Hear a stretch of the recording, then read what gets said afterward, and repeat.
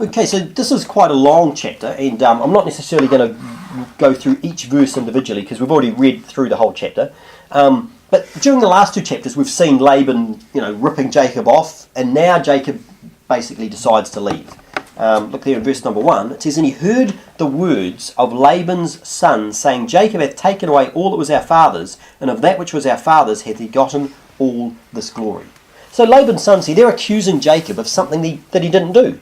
Laban had agreed to the deal, and then he tried to swindle him. Back in chapter 30, verse number 35, what did it say?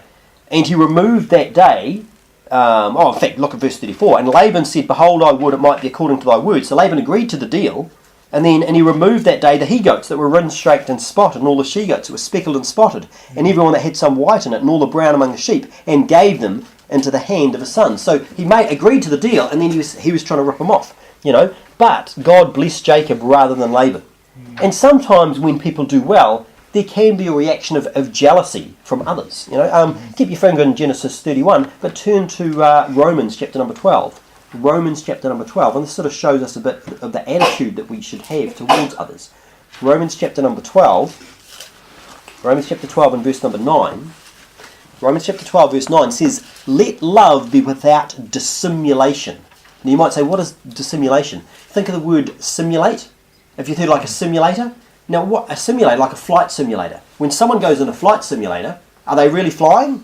No, so it's like it's a pretend, it's fake. And so when it says let love be without dissimulation, it's saying let love be without being fake. Let it be real, And then it says abhor, which means hate, abhor that which was evil, cleave to that which is good. Be kindly affectioned one to another with brotherly love and honour, preferring one another. So in other words, putting people before ourselves. Then it says, not slothful in business. We'll see a bit about this back in Genesis 31. Fervent in spirit, serving the Lord. Rejoicing in hope, patient in tribulation, continuing instant in prayer, distributing to the necessity of saints, giving hospitality. Bless them which persecute you, bless and curse not.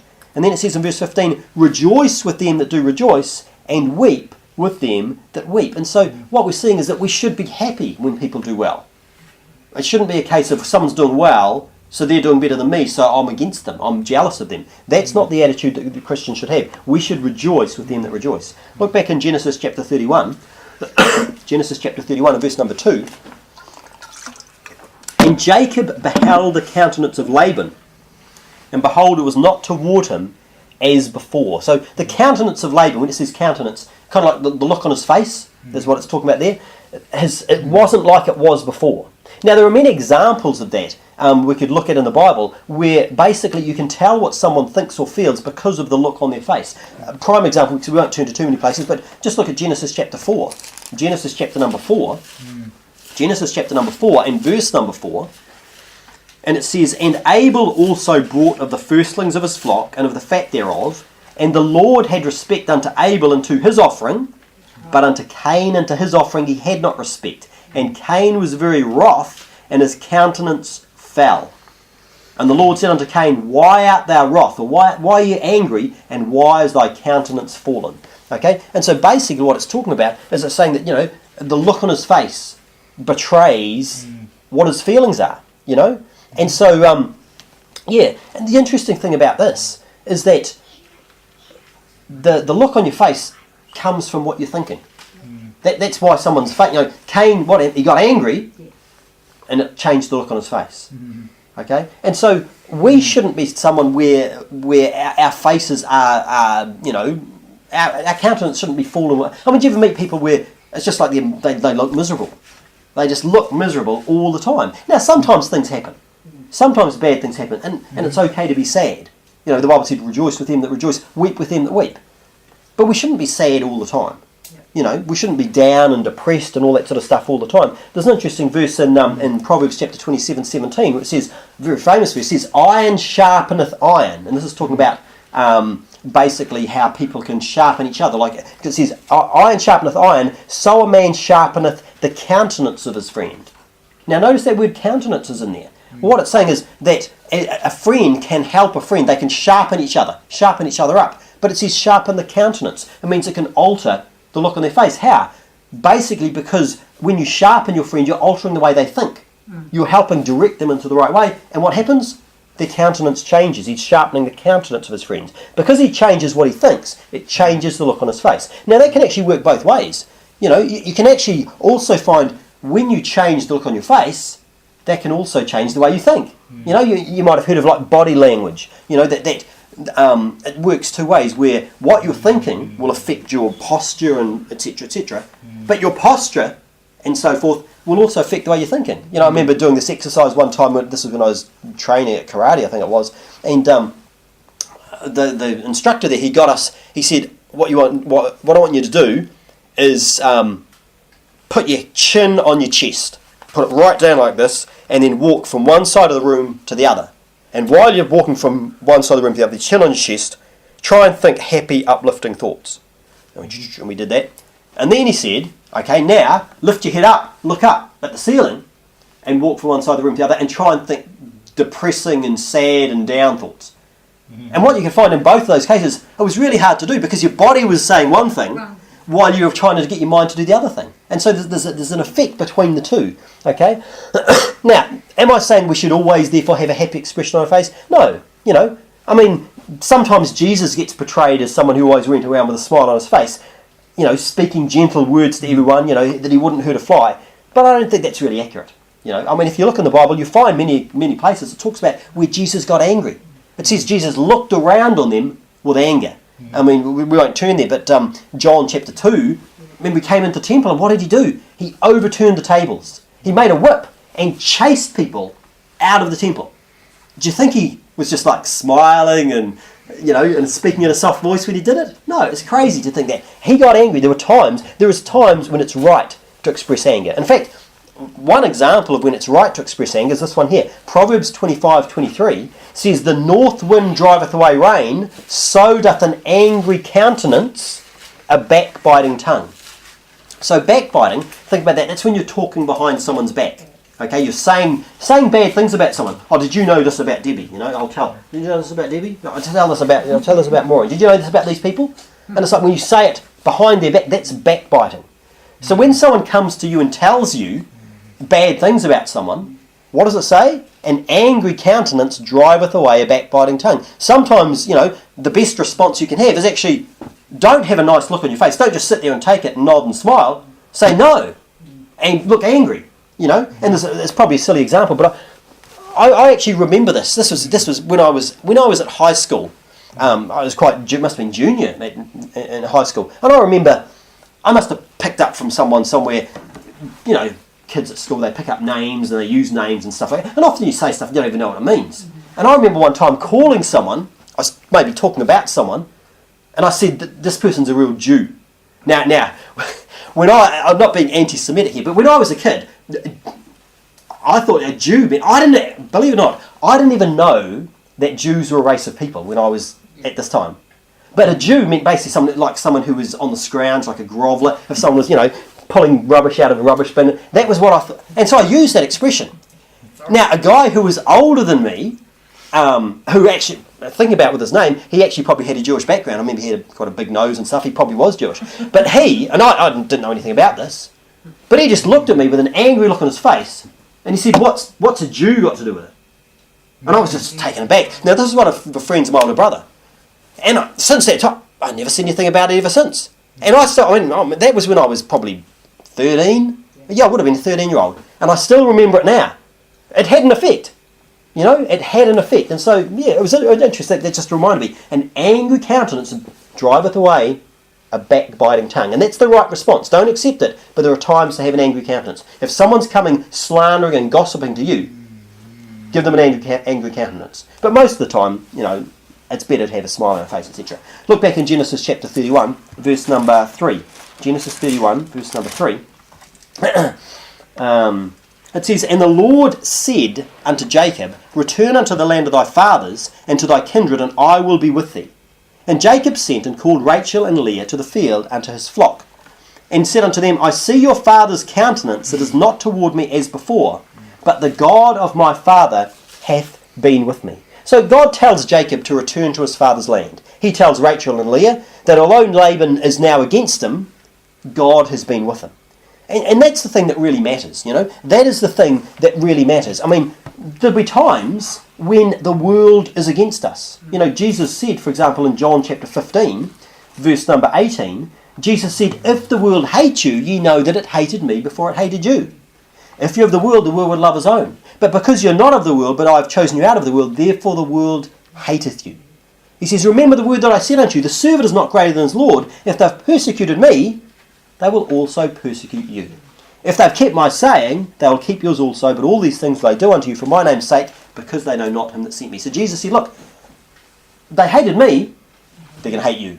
They persecuted me, they're going to persecute you. Okay, and so it's okay sometimes. And so in this, we see here, Laban was persecuting Jacob, but Jacob knew, hey, God was actually with him. Look at verse number 6. He says, and ye know that with all my power I have served your father. And your father hath deceived me and changed my wages 10 times, but God suffered him not to hurt me. So Jacob served Laban with all his power. It says in Ecclesiastes 9:10, whatsoever thy hand findeth to do, do it with thy might. Whatsoever thy hand findeth to do it with thy might. That's echoed in the New Testament in Colossians chapter 3. Colossians chapter 3 and verse number 23. Colossians chapter 3 and verse number 23.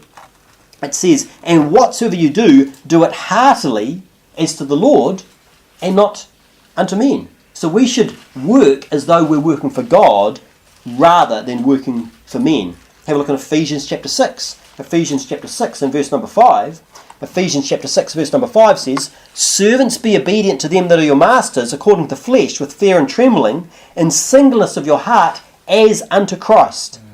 Not with eye service as men pleasers, but as the servants of Christ, doing the will of God from the heart, with good will doing service as to the Lord and not to men. Look at this verse 8. Knowing that whatsoever good thing any man doeth, the same shall he receive of the Lord, whether he be bond or free. So we should work as though we're serving God, because he's the one who's going to reward us.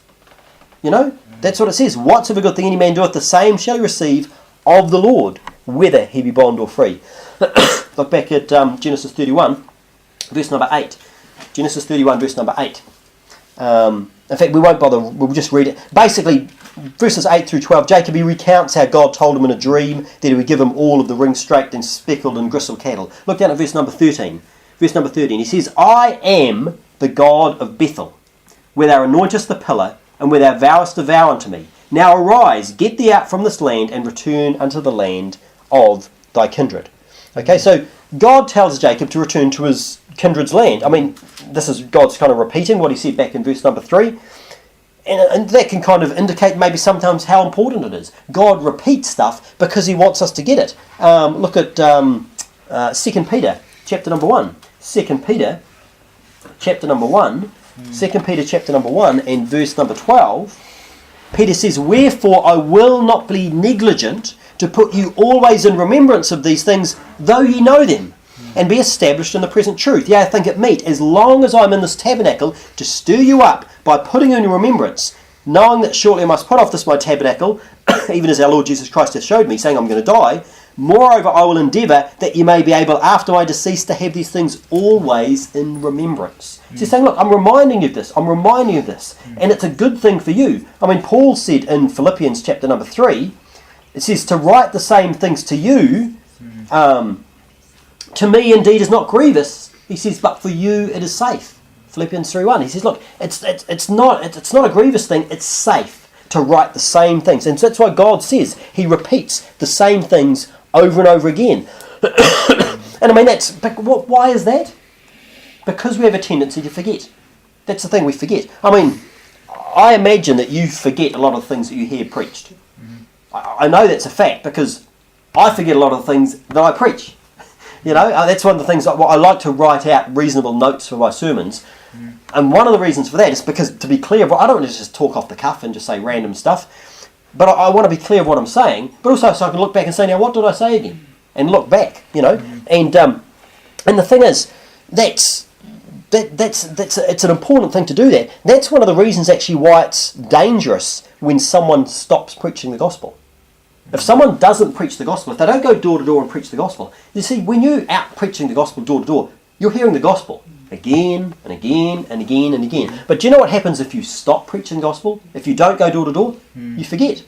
And that's why people that don't go soul winning, their doctrine can go off and get into all sorts of strange areas because they're forgetting.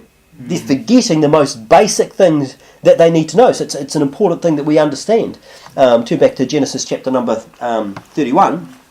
And also in verse 13 it said, I am the God of Bethel. I am the God of Bethel. Now, remember, we saw back in, that was in Genesis 28, Bethel means God's house. Remember Jacob, he stayed and he said this was called Bethel. He said God was here and I knew it not, and he named it Bethel. And it was, the house of God. And that's a sort of reminder, God is everywhere, but he's especially in his house. That's why it's an important thing to come to church. The Bible says, these things write I unto thee, hoping to come with thee shortly, but if I tarry long, that thou mayest know how thou oughtest to behave thyself in the house of God, which is the church of the living God, the pillar and ground of the church. It's a pillar and ground of the truth, Ephesians chapter 6 talks about, I'm wrong one. Ephesians chapter 3 verse 21 says, unto him be glory in the church throughout all ages. God is glorified in his church. Now God is everywhere, but God is especially in his church. That's why it's important, as the Bible says in Hebrews 10:25, forsake not the assembling of yourselves together. It's important that we don't forsake the assembling of ourselves together. Look back in Genesis chapter 31, verse number 14. Genesis 31, verse 14. And Rachel and Leah answered and said unto him, is there yet any portion or inheritance for us in our father's house? Are we not counted of him strangers? For he hath sold us, and hath quite devoured also our money. For all the riches which God hath taken from our father, that is ours and our children's. Now then, whatsoever God hath said unto thee, do. So Rachel and Leah, they're happy to go with Jacob. Their loyalty is to him rather than their father. And that's the way that it should be.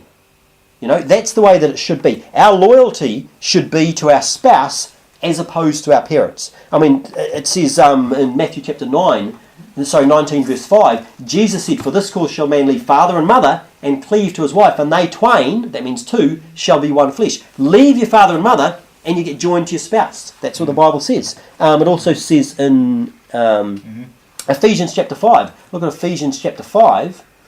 Ephesians chapter 5 and verse number 31. Ephesians chapter 5 verse 31.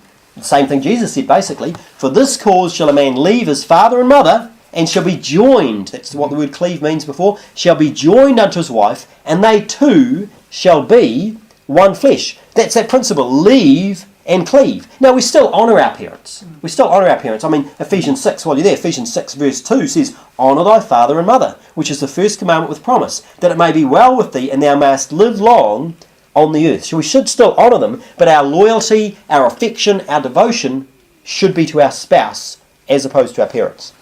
Okay, look back at Genesis chapter number, and that's an important thing. Remember, when you get married, some of you young people, when you get married, that you need to leave your parents and your loyalty and devotion is for your spouse. Verse number 17 of Genesis 31, verse 17, and then Jacob rose up and sent his sons and his wives upon camels. So Jacob's family, they basically prepare to leave. And it's interesting, in fact, as we read through this chapter, in fact, if you read through the rest of Genesis, throughout Jacob's life, there's no mention of Zilpah and Bilhah, certainly not by name. And basically the places that they get mentioned was, when they bore children. Back in the previous chapter, I think it was, the previous chapter when they all had all the various children. They were mentioned plenty of times then. But basically, you see them in some genealogies and that's it. But here they get mentioned later on. It talks about the handmaidens' tents, but it doesn't say who they are. And that kind of shows that, it's almost like they're not important. Because why? How important do you think they were to Jacob? Were they as important as Rachel and Leah were? No, they weren't as important. Okay? And people should remember that women shouldn't allow themselves to be used by men. Okay? Because that's what Bilhah and Zilpah, they were just used by Jacob. What for? They were used just to produce children. Okay? Jacob didn't seem to really care about them. They're mentioned very little. And so women shouldn't allow themselves to be used by men. And what that means is that before there's a physical relationship between a man and a woman, there should be commitment. There should be commitment. That commitment to say, look, I'm going to be with you forever. I'm going to be with you forever. That's what there needs to be. And that whole loyalty, affection and devotion we talked about before, that's what there should be between a husband and wife, between spouses. That's what there should be. There should be that commitment. And so don't go with someone physically when there's no commitment. You make that commitment first. You get married first, then that's when you can have the physical relationship. Okay, back in Genesis 31, verse number 18. Genesis 31, verse number 18. And he carried away all his cattle and all his goods which he had gotten, the cattle of his getting which he had gotten and paid in Aram, for to go to Isaac his father in the land of Canaan. And Laban went to shear his sheep, and Rachel had stolen the images that were her father's. And Jacob stole away unawares to Laban the Syrian, and that he told him not that he fled. So he fled with all that he had, and he rose up and passed over the river, and set his face toward the mountain Gilead. And it was told Laban on the third day that Jacob was fled. So basically they leave, taking all the cattle, while Laban is not around. Okay? Rachel, let's see that she steals Laban's images, or his, that's another word for like his idols or his gods. He's obviously got these gods. And then have a look in verse number 23. What does Laban do? And he took his brethren with him and pursued after him 7 days' journey, and they overtook him in the mountain Gilead. So Laban chases after them, and for 7 days, so they get a 3-day head start, but obviously they've got all the flocks and the women and the children, and so Laban with his men, they can go faster. And within 7 days, he overtakes them. Look at verse number 24. And God came to Laban the Syrian in a dream by night, and said unto him, Take heed that thou speak not to Jacob either good or bad. So God basically warns Laban in a dream. He says, warns him against doing anything to Jacob. Look at verse number 25. Then Laban overtook Jacob. Now Jacob had pitched his tent in the mount, and Laban with his brethren pitched in the mount of Gilead. And Laban said to Jacob, What hast thou done, that thou hast stolen away unawares to me, and carried away my daughters as captives taken with the sword? Wherefore didst thou flee away secretly, and steal away from me? And didst not tell me that I might have sent thee away with mirth, and with songs, and with tabret, and with harp? And hast not suffered me to kiss my sons and my daughters? Thou hast now done foolishly in so doing. So Laban, we can see here, he's pretty upset about Jacob leaving, isn't he? He's pretty upset. And maybe some of what he says is true. But most likely, from what we've seen previously, he doesn't want to lose Jacob because Jacob's been his best worker. He's been blessed. The Lord has blessed him because of Jacob. It said back in chapter 30, verse 27, And Laban said to him, I pray thee, if I have found favour in thine eyes, tarry, for I have learned by experience that the Lord hath blessed me for thy sake. So it's like this, the golden goose is leaving, and he doesn't want him to stick around, stay around. But notice also how he exaggerates. Look at verse number 26. And Laban said to Jacob, What hast thou done? Thou hast stolen away unawares to me, and carried away my daughters as captives taken with the sword. You're saying you've taken off as though it's like you've abducted my daughters and taken them away. I mean, was that really true? No, he was being dishonest. And sometimes when people are trying to make a point, they exaggerate, to try and make it sound better. Okay, but that's not an honest thing to do. And I was reading something recently, an article in a Baptist magazine that was something written by a pastor who's a missionary in New Zealand. And he said in this article, he said, we never have someone who comes from another Bible-believing church because there are none anywhere near us. So he said there's never anyone that comes to us from another Bible-believing church. Well, that particular pastor, I know that someone came to a Bible-believing church because I used to go to his church. Yeah. And I left a Bible-believing church and went to his church, which I thought was a better church doctrinally. But the church that we left, it was a Bible-believing church. They preached the gospel, they used the King James Bible. They're godly people, It's a Bible-believing church. And here he's saying no one ever comes to us because he's trying to create this impression in the article. But the thing is, when you're exaggerating, when you're saying things that's not true, even if he said, we really have someone, hey, that'd be fine. Yeah.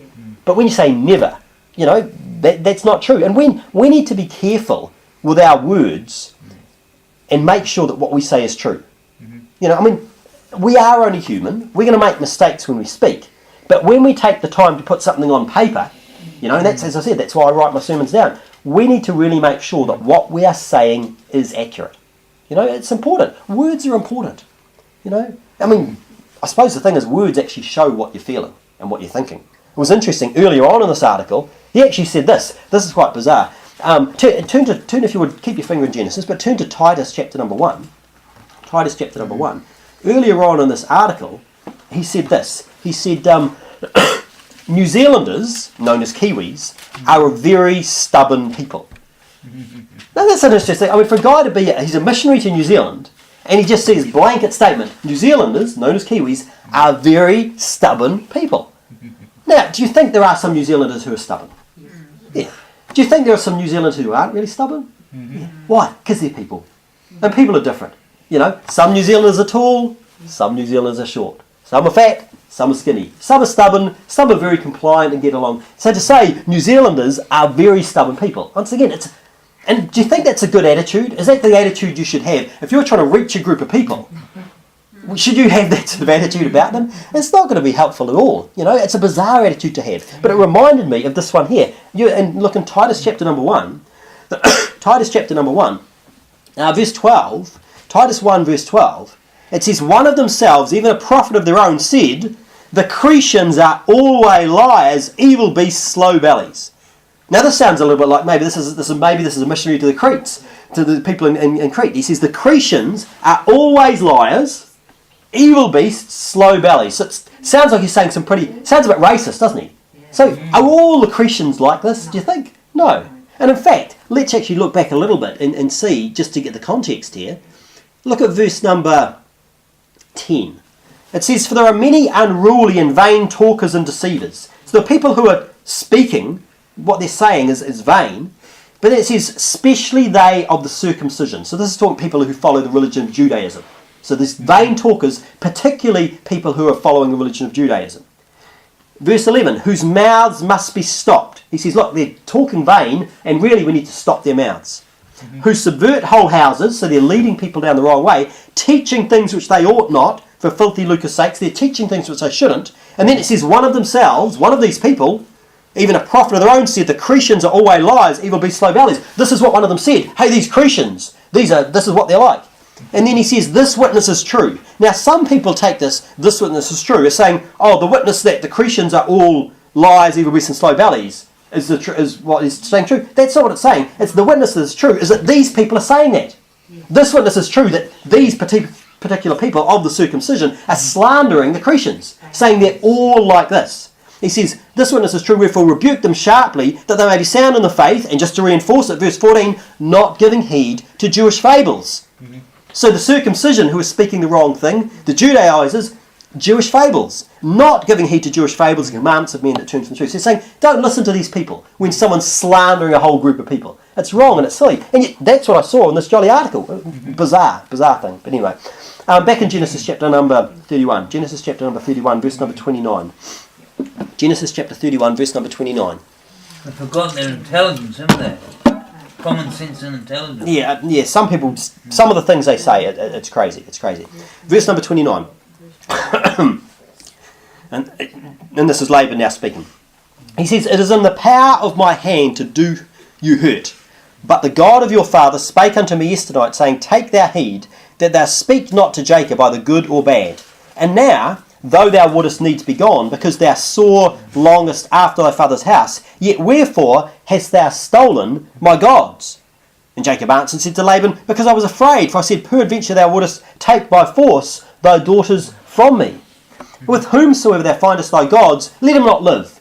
Before our brethren discern thou what is thine with me, and take it to thee, for Jacob knew not that Rachel had stolen them. So Laban here accuses Jacob of stealing his gods. Now, it's a pretty bizarre thing. So when it's gods, it's like an image or an idol, like a fake god. Turn, if you would, to Isaiah chapter number 44. Isaiah chapter number 44. Because it's a bizarre thing to have a god that you've made with your hands. You know, you've made this little statue or this idol, and you're saying it's a god. Look what it says in Isaiah chapter number 44. Isaiah chapter 44. Look at maybe verse 15. It says, then it shall be for a man to burn, for he will take thereof and warm himself. Yea, he kindleth and baketh bread. Yea, he maketh a god and worshippeth it. He maketh a graven image and falleth down thereto. Look at this. Because what it talked about before, it talked about him cutting down trees back in verse 14. He heweth them down cedars and cypress and the oak. Verse 16, he says, he burneth part thereof in the fire, part of the wood. He burneth part thereof in the fire. With part thereof he eateth flesh. So he's cooking his food with it. He roasteth roast, and is satisfied. Yea, he warmeth himself, and saith, Aha, I am warm, I have seen the fire.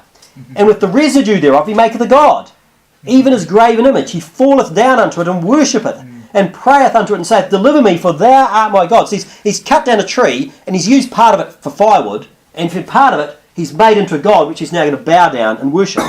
Verse 18, they have not known, nor understood, for he hath shut their eyes, that they cannot see, and their hearts, that they cannot understand. And none considereth in his heart, neither is there any knowledge nor understanding, to say, I have burned part of it in the fire, yea, also I have baked bread upon the coals, I've used it to cook with, thereof, I have roasted flesh and eaten it, and shall I make the residue thereof an abomination? Shall I fall down to the stock of a tree? So he's saying it's a crazy thing to make a god. Use part of the wood for this, cooking, and then part of it, I'm going to make a god and fall down and worship it. It's a bizarre thing. Look at 1 Samuel chapter number 5. 1 Samuel chapter 5. Because the thing about these gods is they're powerless. Can a statue, can an image do anything? It can't. It's powerless. There is nothing that it can do. 1 Samuel chapter 5, verse number 1, and this was a time when the Philistines had defeated the Israelites in battle, and they'd taken the Ark of God. Remember the Ark of God, that's sort of like the box that they had the Ten Commandments, the stone tablets, and some other things were in there. They had, for some reason, the Israelites had taken the Ark of God into battle, thinking that was going to be a lucky charm for them, it was going to help them win, but they lost. And so the Philistines then took the Ark of God. Verse number 1 of 1 Samuel 5. And the Philistines took the Ark of God and brought it from Ebenezer unto Ashdod. So they take it back to their place. When the Philistines took the Ark of God, they brought it into the house of Dagon and set it by Dagon.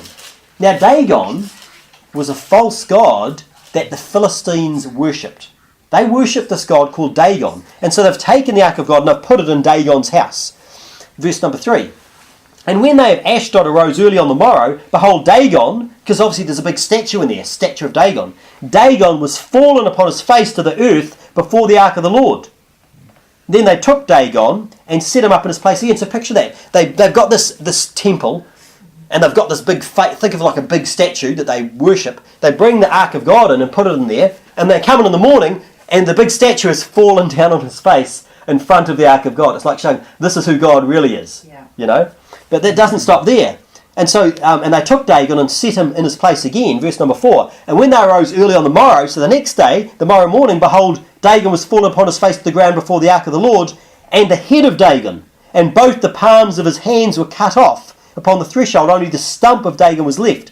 Therefore neither the priests of Dagon nor any that come into Dagon's house tread on the threshold of Dagon in Ashdod unto this day. So this time he fell down again, and like his head breaks off, and his hands break off. And so because that happened there, that's like they don't stand on that particular part of the floor because he fell down and broke. But isn't it a crazy thing to say, to have a God that it can't do anything? And what about Labour with his gods? What sort of God do you have when someone can steal it? If someone can steal your God, what sort of God is that? Okay, turn back to Genesis chapter number 31. Genesis 31. Not a God. Genesis 31, yeah, exactly, it's not a God. Genesis 31, verse number 33. And Laban went into Jacob's tent, and into Leah's tent, and into two maidservants' tents, but he found them not. Then he went out of Leah's tent and entered into Rachel's tent. Now Rachel had taken the images and put them in the camel's furniture and sat upon them, and Laban searched all the tent, but found them not. And she said to her father, Let it not displease my lord, that I cannot rise up before thee, for the custom of woman is upon me. And he searched and found not the images. So Jacob tells him, go and search for them. Laban searches, he can't find. So she's saying the custom of woman, it's that time of the month, so she's saying, look, I'm not going to get up. And so, but she's really hiding the gods. She's got them in the camel's furniture. Verse number 36. And Jacob was wroth, he was angry, and chode with Laban. And Jacob answered and said to Laban, What is my trespass? What is my sin that thou hast so hotly pursued after me? Whereas thou hast searched all my stuff, what hast thou found of all thy household stuff? Set it here before my brethren and thy brethren, that they may judge betwixt us both. So Jacob gets mad with Laban, and he says, Look, show the evidence. You've claimed we've stolen your stuff. Produce the evidence and let the people judge. And that's what should happen. Now, in this case, the fact is, they had been stolen and it was being hidden by Rachel. But the principle still applies. If someone's going to make claims against someone, it's like put up or shut up. You know, where's the evidence? Where's the evidence? We need to see the evidence and put it up. And, you know, the Bible talks about that, about judgment. You know, we should judge righteous judgment, the Bible says, and that requires seeing evidence. Verse number 38. This 20 years, this is Jacob speaking. He's still complaining to Laban. He's making, you know, he's telling him off what he's done. He says, this 20 years have I been with thee. Thy ewes and thy she-goats have not cast their young, and the rams of thy flock have I not eaten. That which was torn of beasts I brought not unto thee, I bear the loss of it. So he's saying, look, if anything happened to them, I replaced it myself. Of my hand didst thou require it, whether stolen by day or stolen by night. Thus I was, in the day the drought consumed me, and the frost by night, and my sleep departed from mine eyes. So we can see here, in this last verse, a big reason why God blessed Jacob. Because Jacob was definitely blessed by God. Why was he blessed by God? Specifically, he was a hard worker, and not only that, he didn't spend all his time sleeping. Notice what he says. Thus I was, in the day the drought consumed me, and the frost by night, he's enduring hardship, and my sleep departed from my eyes. You know, so when you work hard, sometimes you have to stay awake in order to work hard. Here, look, if you would, at Proverbs chapter number 6. Proverbs chapter number 6. Proverbs chapter 6 and verse number 6. Proverbs chapter 6 and verse number 6. Proverbs 6:6 says, Go to the ant, thou sluggard. Consider her ways and be wise, which having no guide, overseer or ruler, prepareth her meat in the summer, and gathereth her food in the harvest. How long wilt thou sleep, O sluggard? When wilt thou rise out of thy bed? Ye little sleep, a little slumber, a little folding the hands to sleep. So shall thy poverty come as one that travelleth, and thy want as an armed man. He's saying, look at the ant for an example of hard work. He says, look, how long are you going to sleep for? How long are you going to sleep and slumber? He says, look, if you're going to sleep and slumber, what's going to happen? Your poverty is going to come. And it's a fact, if you sleep a lot, you're going to end up being poor. Have a look at chapter 14 of Proverbs. Chapter 14, verse 23. Proverbs 14, verse 23. Proverbs 14:23 says, In all labour there is profit. Work there is profit, but the talk of the lips tendeth only to penury. Look at Proverbs 20, verse 13. Proverbs 20, verse 13 says, Love not sleep, lest thou come to poverty. Open thine eyes, and thou shalt be satisfied with bread. Once again, it's saying, don't love sleep, or what's going to happen? You're going to be poor. And of course, people always have excuses why. I mean, Jacob, he didn't use it. Remember, didn't he say, you know, the heat was getting him and the frost was getting him? He had these conditions, but he didn't let that stop him. In verse number 4 of Proverbs 20, it says, The sluggard will not plough by reason of the cold. Therefore shall he beg and harvest have nothing. So the sluggard, he uses an excuse. Jacob, he didn't use the excuse. He went out and he worked hard. Look at chapter 23, verse number 21. Proverbs 23 and verse 21. For the drunkard and the glutton shall come to poverty, and, what's this? Drowsiness shall clothe a man with rags. Once again, it's talking about sleeping. Jacob, he stayed awake because he was working hard. Proverbs chapter 24, verse number 30. Proverbs 24, verse 30 says, I went by the field of the slothful, and by the vineyard of the man void of understanding, and lo, it was all grown over with thorns, and nettles had covered the face thereof, and the stone wall thereof was broken down. Okay, you better not look in my garden. There's a few things out there that need to be tidied up. But no, it's this principle to see, you know, when someone's lazy, if they're not working hard, what's going to happen? It just goes to pack. And that's what we see here. Look at verse number 32. I saw and considered it well, and looked upon it and received instruction. And what does he say again? Yet a little sleep, yet a little slumber, a little folding the hands to sleep. So shall thy poverty come as one that travelleth, and thy want as an armed man. He says, look, if you're going to sleep, if you're going to slumber, then what's going to happen? You're going to be poor.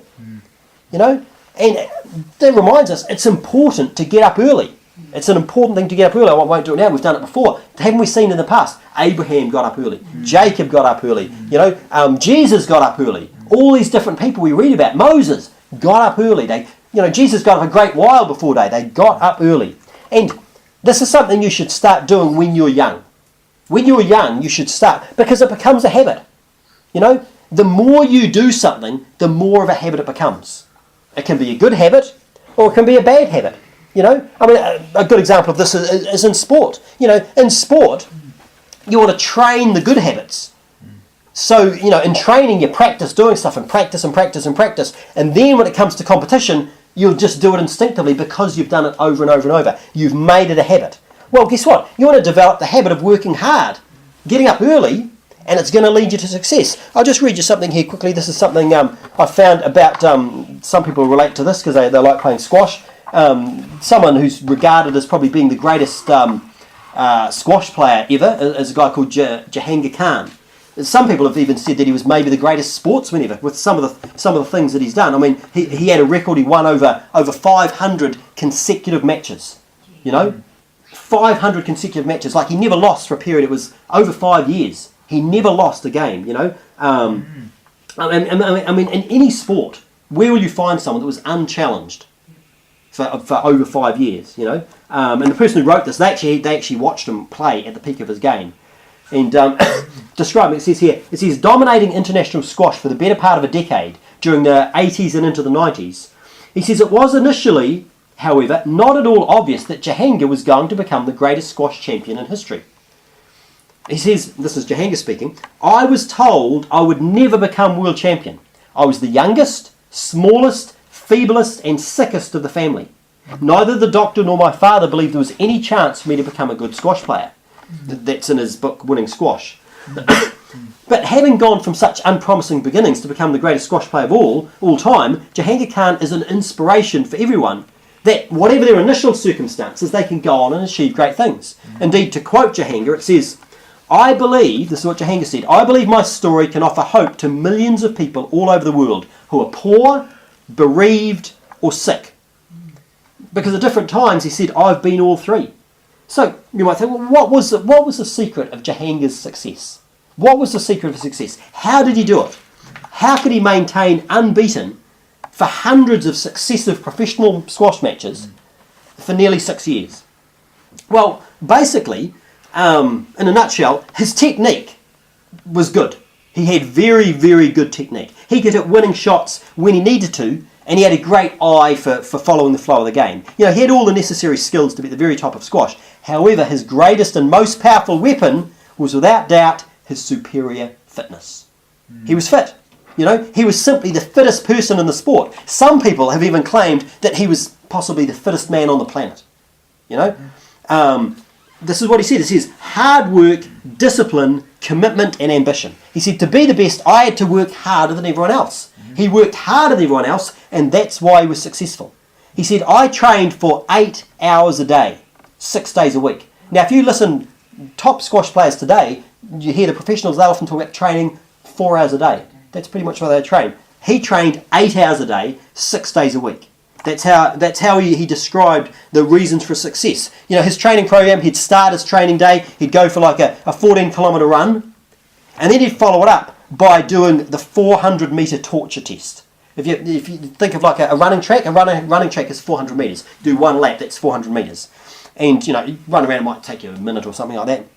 And basically what he would do, he would run 400 metres at a pretty high pace, and he'd have 1 minute break, and then he'd do it again. He'd have a 1 minute break, he'd do it again. He'd have a 1 minute break, and he'd do it again. And he did that until he was exhausted. Until he was completely exhausted. And so this would simulate the rallies that could last, up to 100 shots or whatever. And then he'd do court sprints and racket drills and all sorts of other stuff. But that was the key. He worked harder than anyone else. And because he worked harder than anyone else, when he got on the court, he was fitter than anyone else, and he just ground them down because he was just so fit. It's quite funny, this, I actually had a game of squash today, and this provides quite a good example of this. Now, the guy I played today at squash, I lost, okay? And the guy I played squash, every time I played him before, I've beaten him. This is the first time that he'd beaten me. Mm-hmm. And yet, what has happened over the last few weeks that could have led to this result? Well, I've been working pretty hard. I've been working hard at work, and I've done a bit of squash. I'll get a game in here and a game in there, but nothing like the amount of training that my fitness is lower than it has been. In contrast, the guy I was playing, he cut out the diet drinks, the energy drinks. He'd cut those out. Mm-hmm. He'd been eating healthier food, and he'd been on the bike. He'd been working hard and doing physical training. He was fitter, and guess what happened?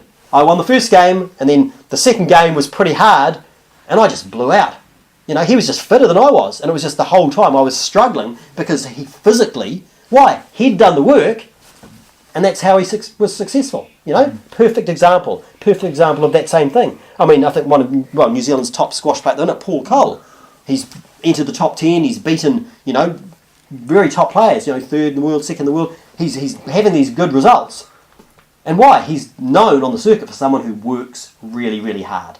He physically works himself hard, and that's how he gets a good result. But we didn't come to talk about squash. Let's get back to Genesis, although the boys would listen more. But Genesis chapter number 31 again, verse number 41.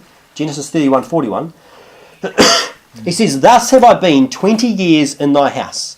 I served thee 14 years for thy 2 daughters, and 6 years for thy cattle, and thou hast changed my wages 10 times. Except the God of my father, the God of Abraham and the fear of Isaac, had been with me, surely they had sent me away now empty. God hath seen mine affliction and the labour of my hands, and rebuked thee last night." So Jacob tells Laban, he says, "You've been ripping me off for years, and God's the one who's rebuked you. He's the one who's rebuked you." Verse number 43, "And Laban answered and said unto Jacob, These daughters are my daughters, and these children are my children, and these cattle are my cattle, and all that thou seest is mine. And what can I do this day unto these my daughters, or unto their children which they have borne?" So Laban, he doesn't sound like he understands that idea of leaving and cleaving, does it? You know, they may be his daughters, but guess what? They're married now. Now, in this particular case, they're married to the same person. That's not right. We understand that. We've gone through all of that. But the fact is, they're now married to Jacob. They're supposed to have left their father and cleave to their, to their husband. Cleave just like, leave father and mother, cleave to his wife. And not only that, Jacob's children are Jacob's children. They're not Laban's children. So Laban sort of needs to get a bit of a clue here. Verse number 44. "Now therefore, come thou, let us make a covenant, I and thou, and let it be for a witness between me and thee." And Jacob took a stone and set it up for a pillar. And Jacob said unto his brethren, "Gather stones." And they took stones and made an heap, and they did eat there upon the heap. And Laban called it Jegar-Shahadutha, but Jacob called it Galeed. And Laban said, "This heap is a witness between me and thee this day." Therefore was the name of it called Galeed. And Mizpah, for he said, "The Lord watch between me and thee when we are absent one from another." And so they make a covenant or an agreement, and they set up a memorial to be a witness. It's like a landmark to remind them of what they said or agreed to. And it can be good in our lives to have reminders of the things that we have agreed to. It can be good to set things up to remind you of things. I mean, when we named our church, Preach the Word Baptist Church, one of the reasons for the name was to be a constant reminder of what we stand for. We're called Preach the Word Baptist Church because we want to preach the gospel to the lost. That's talking about going soul winning. And also preaching the whole Bible to the saved, not just the popular parts. And so every time you hear preach the word, what does that remind you to do? Preach the word. Go out and preach the word, and also preach the word. Preach the word. Not just, what people want to hear, And so it's good to have these things as a reminder. Verse number 50. "If thou shalt afflict my daughters, or if thou shalt take other wives beside my daughters, no man is with us. See, God is witness betwixt me and thee." And Laban said to Jacob, Laban said to Jacob, "Behold this heap, and behold this pillar, which I have cast betwixt me and thee. This heap be witness, and this pillar be witness, that I will not pass over this heap to thee, and that thou shalt not pass over this heap and this pillar unto me for harm. The God of Abraham, the God of Nahor, and the God of their father, judge betwixt us." And Jacob sware by the fear of his father Isaac. Then Jacob offered sacrifice upon the mount, and called his brethren to eat bread, and they did eat bread, and tarried all night in the mount. And early in the morning Laban rose up and kissed his sons and his daughters, and blessed them, and Laban departed and returned unto his place. So, at the end of the day, the true witness is actually God. It says that God is the one who's the witness. That's why they swear. God is the true witness. He's the one who knows if people have kept their agreements or not. God's the one who knows. We see here they make their agreement. They do sacrifices to God. They eat together. Then Laban, what does he do? He wishes them well and leaves in peace. And that's a good thing. That's a good thing. I mean, the Bible says, "When a man's way please the Lord, he maketh even his enemies to be at peace with him." Jacob and Laban ended up, leaving in peace. And that's a good thing. So, in conclusion, what we've seen here tonight, we've seen that God can cause us to be blessed, even if people are trying to do us wrong. Laban was continually trying to do Jacob wrong. God still blessed him anyway. We saw the importance of your countenance. Don't be someone who always has a fallen countenance. Be very careful about the look on your face. Children especially, if you get told off by your parents, hey, don't let your countenance fall. Okay, it's an important thing we need to understand. Change your face. Change your face and change your attitude. Change your attitude. Don't have a bad attitude. We've looked at the importance of repetition. God does a lot of it. He says stuff over and over again. In my preaching, I often do that. Why? Because we need to remember. I need to remind myself of what I've preached. I need to hear my own sermons again, and we need to take heed to it. We need to listen to God when He repeats Himself. We've also seen the value of hard work. And hard work, it can involve a lot of repetition. You've got to do the same thing over and over and over again. And as you work harder at something, you get better at it. As well as not spending all our time sleeping. That was Jacob. He says his sleep departed from his eyes. He worked hard. He didn't spend, the Bible says, love not sleep. Otherwise, it leads to poverty. Laban, we saw him. He had fake gods. They couldn't protect themselves. They got stolen. We saw Dagon. He fell down and got smashed to pieces. It's a foolish thing. It's a crazy thing. And we also saw the importance of leaving and cleaving. When you should leave, for this cause shall man leave father and mother, and cleave to his wife, and they two shall be one flesh. And that's why also they leave father and mother. Well, before they got married, where were they? They were with their father and mother. And I think that's the wise thing to do. That's the best thing to do. Today we live in a world where children grow up and it's like, oh, I've hit 16, 17, 18, I'm going to go off going flathead. Well, no, the right thing to do is actually to stay with your father and mother until you get married. Okay? Until you get married. Until, if you're a man, you've got a job, you've got income, you can provide for a wife.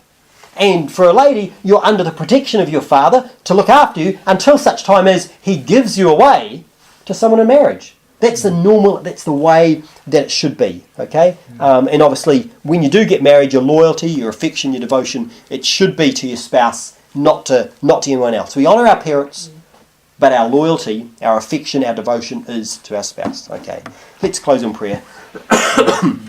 Gracious Lord, we thank you once again for your word. Thank you for the many lessons that we can learn from Jacob's life. Lord, please help us to be people who worked hard, who don't love sleep, but we rise up early. That we're prepared to forego. And no, I'm not saying be silly and burn the candle at both ends all the time. But the fact is that most people get plenty of sleep. And especially when we're young. When you're young, that's the time to form habits. Help us to form a habit of rising up early and working hard. And working hard in the things that matter. Working hard in the things that matter. The fact is, help us to work hard to be soul winners. Help us to work hard to study the Bible. Help us to work hard to please our husbands, to please our wives, to do these things that we should do, Lord. Help us to work hard to serve you. We thank you and praise you and love you. In Jesus' precious name, amen.